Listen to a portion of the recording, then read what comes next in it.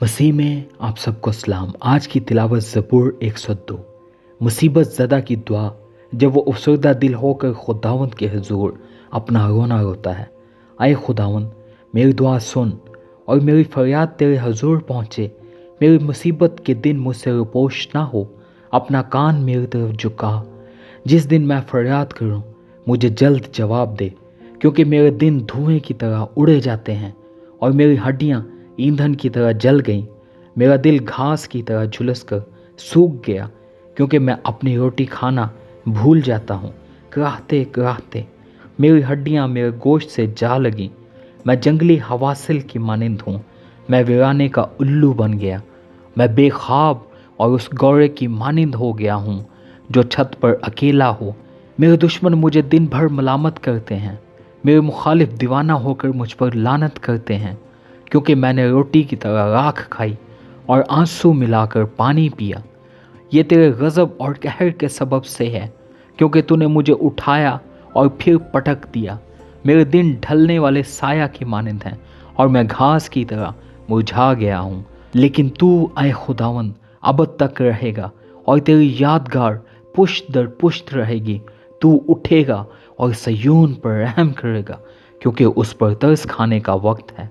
हाँ, उसका मुअय्यन वक्त आ गया है, इसलिए कि तेरे बंदे उसके पत्थरों को चाहते और इसकी खाक पर तरस खाते हैं। और कौमों को खुदावंद के नाम का और ज़मीन के सब बादशाहों को तेरे जलाल का खौफ होगा, क्योंकि खुदावंद ने सयून को बनाया है, वो अपने जलाल में ज़ाहिर हुआ है।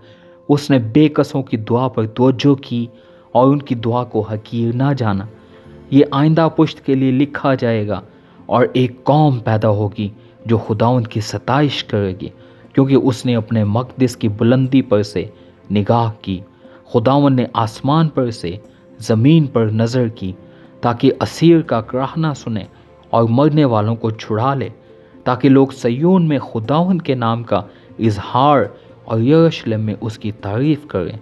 जब खुदावंद की इबादत के लिए कौमें और ममलकतें मिलकर जमा हों, उसने राह में मेरा ज़ोर घटा दिया, उसने मेरी उम्र कोताह कर दी।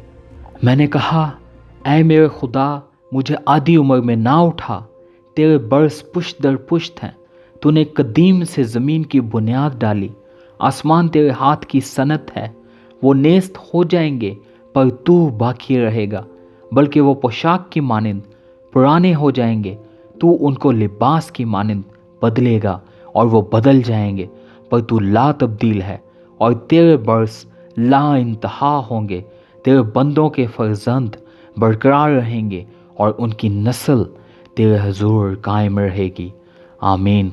खुदा उनका कलाम पढ़े और सुने जाने पर उसकी बरकत हो।